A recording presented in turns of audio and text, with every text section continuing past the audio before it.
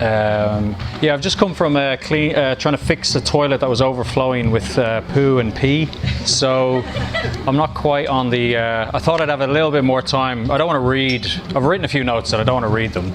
It is about wisdom, which I was a bit surprised when people asked me to talk about wisdom. And I also haven't got a chance to listen to the ethics and the meditations the other 2 days. So this is part of a 3-part thing on ethics, meditation, wisdom.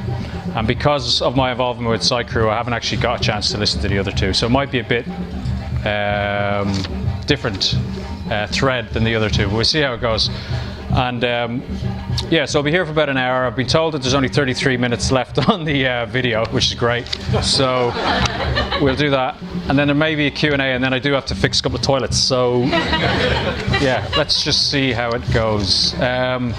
So for me, I'm just going to talk about what I think about wisdom, and it's a Buddhist impression of wisdom, as opposed to, I mean, all the traditions have a slightly different angle on wisdom. Obviously I'm going to talk about the Buddhist tradition. So the first thing I think about wisdom is either you need to make a decision whether you actually want to wake up or not, because if we were to follow the Buddha's instructions and wake up, it is quite a paradigm shift. So it will transform your whole outlook on life, apparently, and whether you want to do this or not is the first decision. So like a full commitment to this is important, I think. Also, it's not like we're waking up to something. It's not something superhuman. It's more that we wake up from a certain set of beliefs and delusions. And in a way, there's the Zen idea that it's nothing special that we wake up to. So it's not like we're waking up to something superhuman. It's more that we wake up from certain beliefs. So first of all, you need to decide for yourself whether that is something you want to engage with. And what the Buddha's message seems to be pointing at is that there is no, that the concept of an I, or a separate I, or me, is an illusion. So then there is the idea then that life is just happening without as much control as we think. And that can be quite a scary prospect for people. So if you did get a glimpse of that, how would that make you feel? And do you actually, so are you just looking for a strategy to make your life more bearable or happier? Or are you looking for wisdom which may shatter how you perceive the world? So it's a simple yes or no question, I guess. And if it's a yes, then you're embarking on quite a full-on experience, an investigation of life. And what I find is that the more you investigate, the more joy paradoxically comes. So the more this kind of sense of self is loosened, the more of this kind of what they call causeless joy and wonder arrives in your experience. So I'm going to go through, like, say, there's a classic teaching that occurs quite a lot in the Pali Canon, some of the early Buddhist teachings, called the 10 fetters. Well, I'm going to condense it to about 6, and the first few are fairly obvious conceptually anyway, and then the last ones are a bit bizarre, and I'm not going to claim that I actually understand them, but we'll do it experientially. So I'll give a few pointers, and we'll just see, can we see possibly what the Buddha is getting at? And some of them are a bit bizarre, like, is perception actually happening? I mean, it seems to be happening, but I'll bring you through them and we'll just see how it goes that way. So in China, they call what's left over miraculous activity. So things just happen regardless of our perceived control or our sense of a separate self. And if we could just allow this miraculous activity to happen, there's a freedom in that. So in Buddhism, there's a word called shraddha, which means to place your heart upon. So our minds will rebel at the thought of letting go of control and letting ourselves dissolve into life. So to allow our minds to let go, we need to show our minds that there's a trust there. We need to trust the unfolding of life, basically. So this is what Buddhists call shraddha, to place your heart upon. So what we place our heart upon is a way of looking that could be called the path of the heart. So we look at our experience from our heart as opposed to our conceptual mind.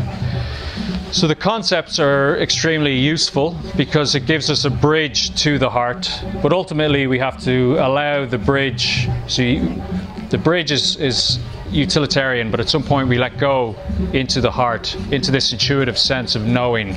So in our experience, we trust that there is a deeper knowing that can come through beyond words. So it's called a finger pointing at the moon. So we allow the heart. I mean, these are metaphors. Obviously the heart is just an organ that's beating blood around the body, but I think everyone knows what I mean. Can you hear me at the back with the drumming, yeah? Yes. Great. Okay, so yeah, then what we're kind of left with is this, we have to let go of our dramas, our stories. So a lot of the time I find I am quite attached to a lot of my little personal dramas, my stories. Even like today I had to fix this toilet and I didn't want to give the talk because I'm the guy who kind of doesn't leave the team behind, and you know, so they're all fixing this sloppy toilet and I'm here giving a talk. So these dramas kind of reinforce this sense of self and worth and things like that. So it's kind of, we're going to try to see through these separate illusions that keep us from opening our heart to what is just happening. So in the Udana verse, the Buddha meets this wanderer called Bahia. Bahia has come all the way across India looking for an enlightened person. They think he's probably from the Middle East because he has certain garments that are made out of certain materials. Bahia of the bark garment. And when he meets the Buddha says, Bahia, you need to train yourself like this. In the seen, there's only the seen. In the heard, there's only the heard. In the cognized, there's only the cognized. In the sensed, there's only the sensed. Then there is no you in connection with that. There's no you there. You are neither here, there, nor in between. Just this is the end of stress. So, famous passage, and what the Buddha seems to be pointing to is that if you can stay in what is happening, in the heard, only the heard, in the seen, only the seen, there is no room for this conceptual overlay of either, separation basically. And it's the separation in Buddhism that is said to cause our anxiety, our stress, our fear. We defend this sense of a self, and so that's the hatred, or we try to feed it and protect it, which is the greed. So it's this delusion, greed, hatred, delusion. So we awaken from our thoughts to something else. So nirvana means to blow out, and we're blowing out a sense of a separation, I suppose. And we're allowing awareness, which is the key. We allow awareness, which is so if we just say, this is going to be a little bit all over the place because I'm not particularly well prepared, but I think I know what I'm trying to get at. So if we just close our eyes for a moment and see, can you, without any effort, just allow awareness to surface.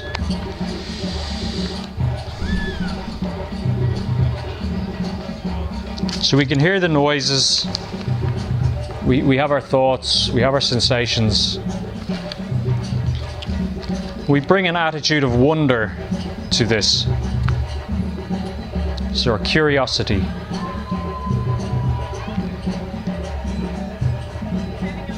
Now see, can you notice in your direct experience of what is happening, how awareness is whole, non-separate, unpretentious, and non-judgmental.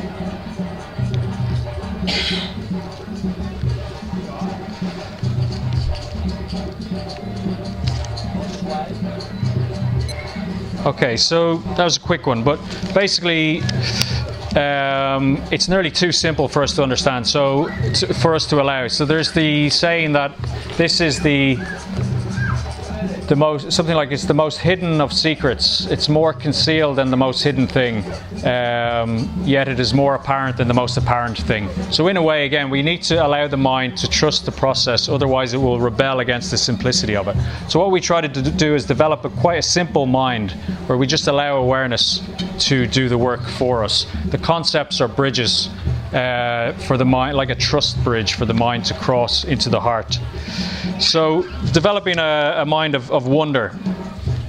We try not to add stories of separation. We try not to add any stories. So maybe you've heard of Occam's razor. I don't know how to pronounce that. Occam's razor. It's basically this theory that the most simple explanation is probably the explanation.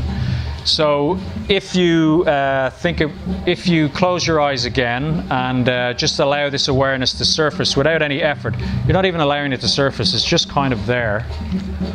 So we're not doing anything.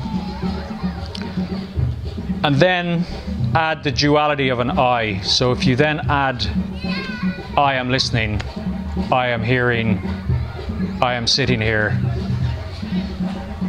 In a way, you'll need to investigate this further when you go home, but is that I duality more complicated, or is that harder to believe than the fact that maybe experience is just a whole with no separation? So the idea is that you go for the simplest explanation, and the more you investigate duality, non-duality, there is a sense that actually the easier explanation could be that the I is a concept, and we'll go through this further as the talk goes on. So in a way, during your day at the festival, just see how often you actually need to be interfering with what's happening, or does life kind of just, is life king? Does life just carry on regardless of us trying to interfere with everything? So as we sit here, just get a sense of this kind of nowness. There is a nowness to every. So there's a few characteristics to awareness. There's this feeling that there's a now happening. There's an openness. There's a transparency, and there's a luminosity. And everything after that, I'm inviting you to investigate whether this is true or not. Everything after that is an addition, which causes us stress of separation.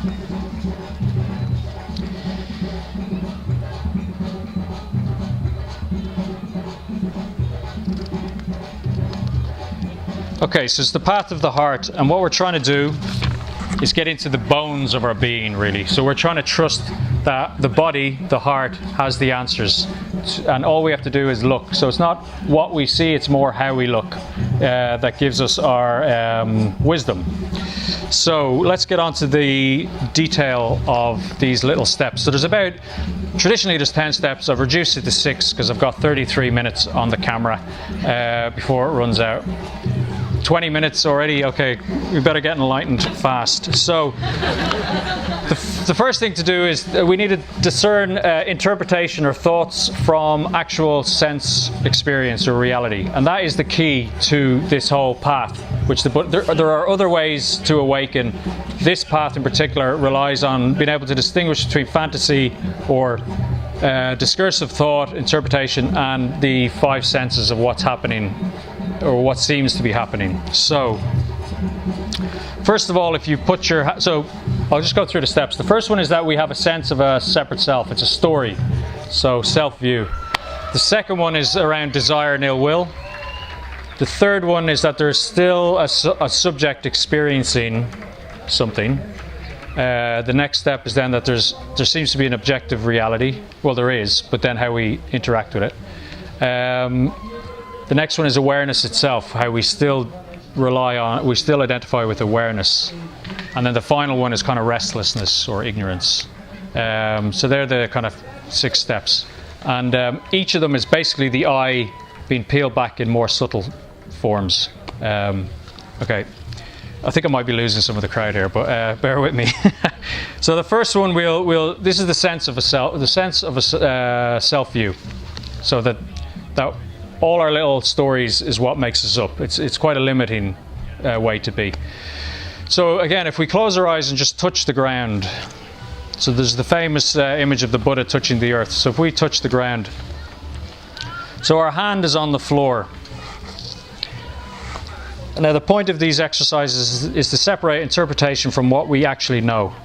So the hand is on the floor, and just notice the sensations of that.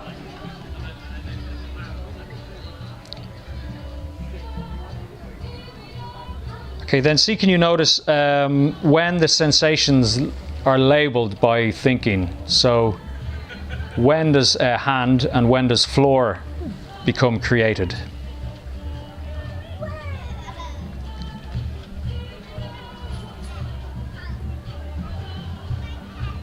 And now can you find a border between the hand and the floor? Can you tell when there's a hand, when it's hand and when it's floor, these sensations?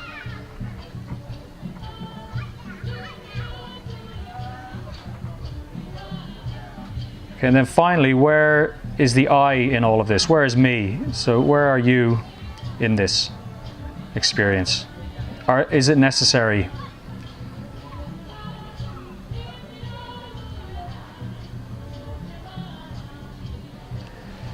Okay, so I'm going to rattle through these a little bit, but it's more that you will go home with some kind of idea on how to become enlightened, I guess. So the next one will be hearing. So if we again close our eyes, there's some music going on over there. So we just close our eyes and listen to the sound.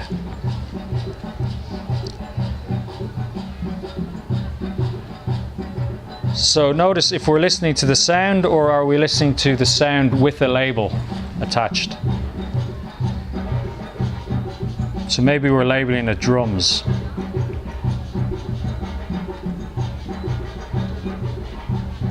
And then see, can we find, is the sound inside us or is the sound outside us? And can you find a border between the two?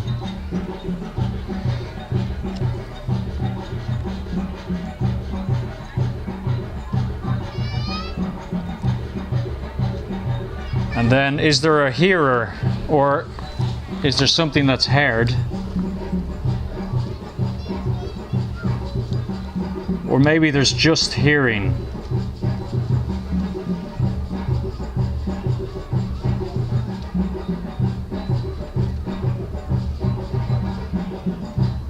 And then while you're doing these exercises, see, can you feel any kind of loosening or feeling of maybe joy or freedom arise?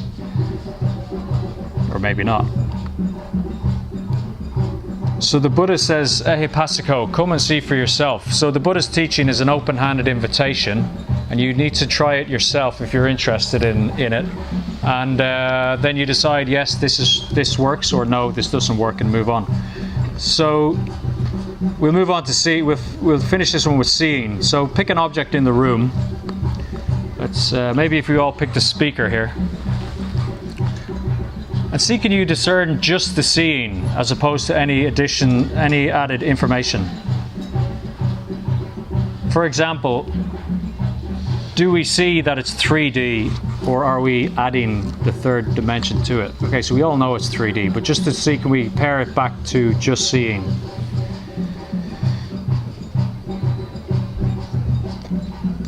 Other additions we often make is we decide whether it's permanent or impermanent. So just from seeing, can we tell if that is permanent or impermanent?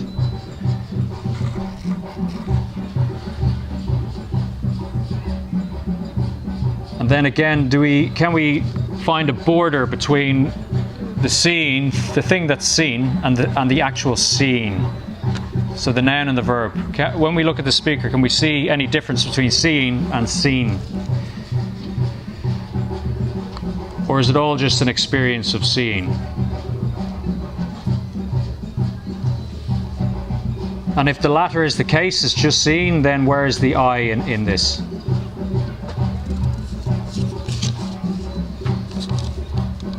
Okay, so these are a few little exercises to try to show that direct experience is the way in the Buddha used often to generate wisdom, to uncover what's already there. So it's not that we're adding anything to our experience. If anything, we're taking something away, the delusion. But you could even say that it's not even that we're losing anything, we're just experiencing things as they are. And these little exercises show maybe how we add interpretation to our experience. So Bhante Sangharakshita, who's the founder of Triratna, says all the stages are to do with the concept of a separate self. So the first one is relatively gross. So the one we've been playing around with at the moment is relatively gross. And then it occurs more and more in more subtle forms at the more advanced stages. So we're just constantly peeling back the layers of this separation. So we'll do one more. So say you close your eyes again and feel all the sensations that are happening, including sound and body sensations.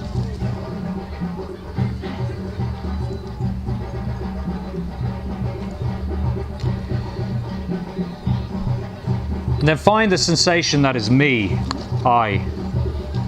So get a sense of the me-ness of the moment.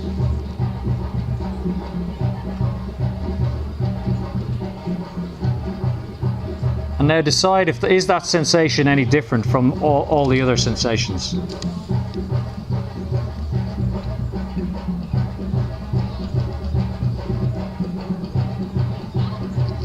Okay, so again, I'm in a bit of a hurry here. So basically that is the first step. They say Buddhism begins with that first insight into how the self is a conceptual construction. So by sitting with these exercises, by basically sitting with the sense of self and looking for the sense of self, at some point with the right intention it will collapse, and then you're on the path to full awakening. So you really just need to apply the effort. Now the next, or non-effort even, the next steps I find much trickier.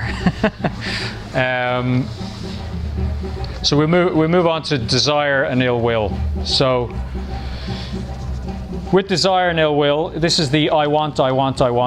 So you may have seen through the storyline of a separate self, but still you want things and you don't want things. So basically something comes into your awareness, such as the drums, and you might respond with, I want to be over there.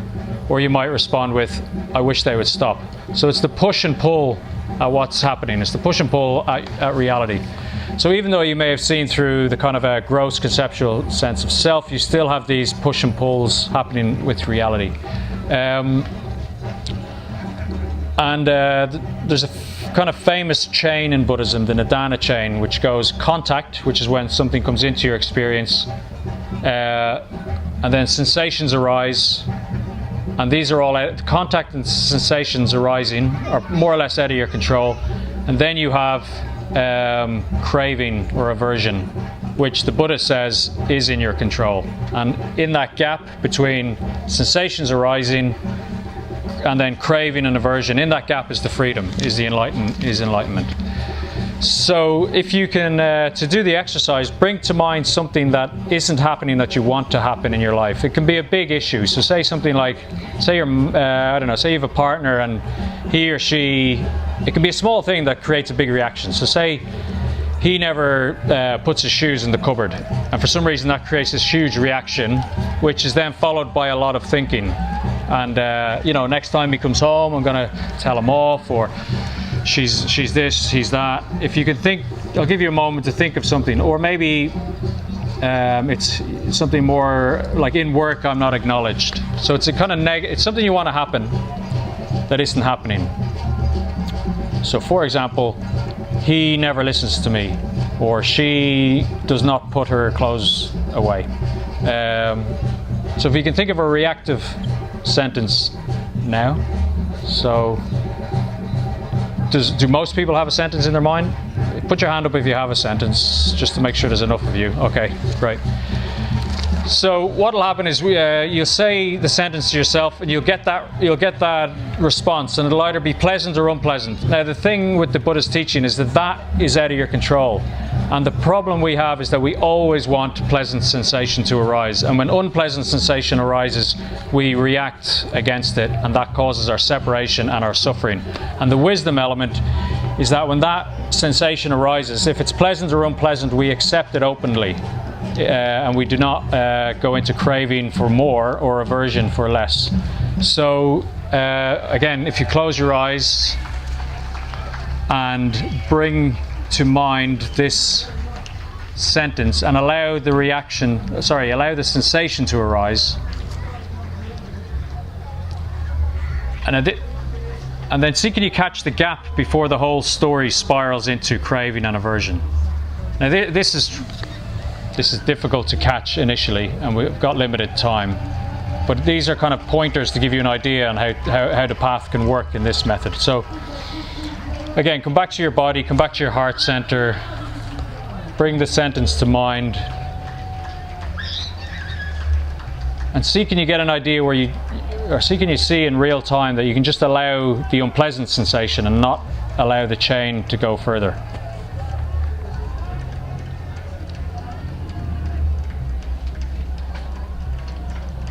And often you'll find the sensation arising in your guts or in your heart.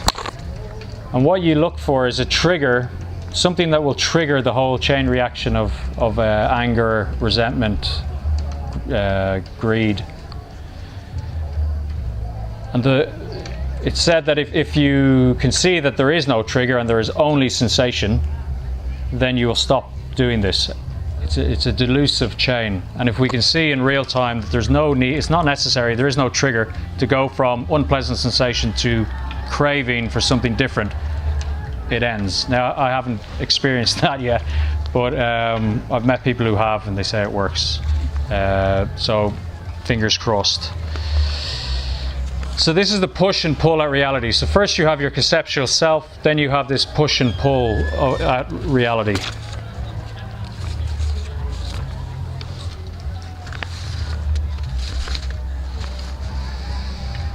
How are we doing for time? 8 minutes, okay. So maybe we'll stop with the exercises and I'll just go through the rest of it. So according to this path, you still have the next thing to experience is that you still have this subjective experience going on. So as we sit here, there is an idea that there's a subjective that there's an experience going on around us, and that it's happening somewhere around us. And what you do is we try to see that yes, there is a location here, but it does not necessarily mean that there's a separation. So in the next stage, it's about peeling it back from identifying with the experience itself.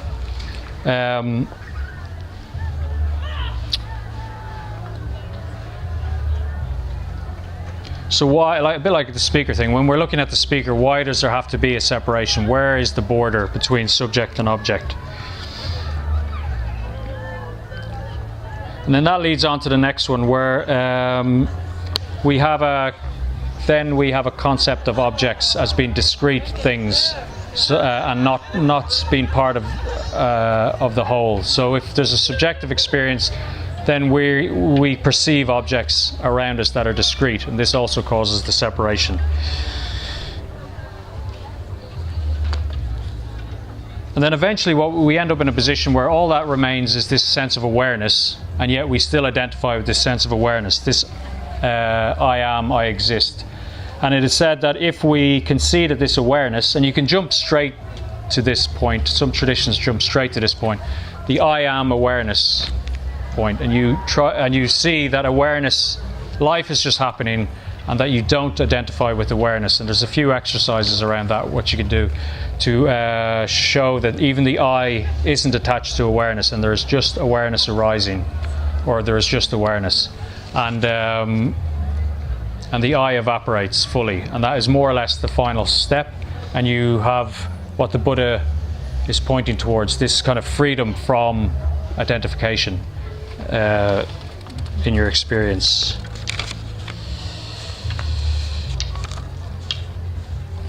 So to kind of sum up, basically what happens is, according again to the tradition, is that we look for permanence, we look for satisfactoriness, and we look for some of substance or essence in everything. So we're looking for this. We look for permanence in everyday life, essence and satisfactoriness, but these aren't actually available to us. And because these aren't available to us, we create there's a restlessness to our experience. We go looking for these things, and as we look for these things, we create this I to rest on. This I then creates a subjective experience, which then creates objects to push and pull against, to look for permanence, satisfactoriness, substance. And this push and pull reinforces the sense of self, and this causes the whole separation. So you could say that the ignorance comes from looking for permanence, looking for satisfactoriness, looking for an essence to things, instead of just having the open heart. So the talk started with the fact that this is a path of the heart. So we need to look with the heart at what is actually going on. Is there any interpretation necessary in our experience, or can we act from a heart position and just allow life to unfold without interfering? And the Buddha said in the Satipatthana Sutta that you should practice when you're standing, sitting, lying down, walking, defecating, eating, sleeping, and he lists all sorts of, basically covers everything, is the spiritual life. So what the Buddha is saying there is that the spiritual life and the secular life are not separate things. You do not need to be in a monastery. You can be in a monastery, you don't have to be in a monastery. Basically, the sacred it's possible to reveal the sacred in everyday life. It can be rediscovered by all of us at any time. There is no separation between secular and spiritual. And this kind of idea of just knowing how to look at the next level that you're at will reveal the sacred, will reveal wisdom, will reveal the awakened heart to each of us. That it is available immediately, it is available, it's outside of space and time, so it's just always accessible to each of us. We don't have to be ordained, we don't have to be in any particular, some conditions are easier than others, are more supportive, but there's no distinction between spiritual and secular. So I suppose the one question, the one kind of pointer to be left with is why resist what is actually happening in any moment. So as resistance arises, we can question, are we interpreting something? Are we adding a conceptual overlay to our experience? What if we just stayed in direct experience, stayed with the heart? Then what emerges? Something will always emerge. It's not nihilism. There will be something unfolding in our experience. And it's our anxiety to kind of close down and control which often causes the stress in our lives, the pain in our lives. So Mipam Rinpoche from the 18th century, I think it was, said, "It is based on direct perceptions which are non-conceptual and undiluted that misperceptions of apparent phenomena can be decisively eliminated." So it is based on direct perception which are non-conceptual and undiluted that misperceptions of apparent phenomena can be decisively eliminated. Basho puts it more poetically, and I prefer it, is sitting quietly, doing nothing, spring comes and the grass grows by itself. There is another quote I was using during the setup of the festival, which I can't quite remember, but it was something like, I've walked myself into this now. It's a Rumi one. You come with birth and bring the mysteries. Your voice thunder awakens us. Roar, line of the heart, and tear me open. So you come with the mysteries. You come with birth and bring the mysteries. Your voice thunder awakens us. Roar, line of the heart, and tear us open. So, I mean, I've really rushed through this, but the idea basically is that we need to drop the concepts. Are a useful bridge so the mind can trust the heart and actually direct experience the path of the heart. Knowing how to look as opposed to looking for something is wisdom in the Buddhist sense. Thank you.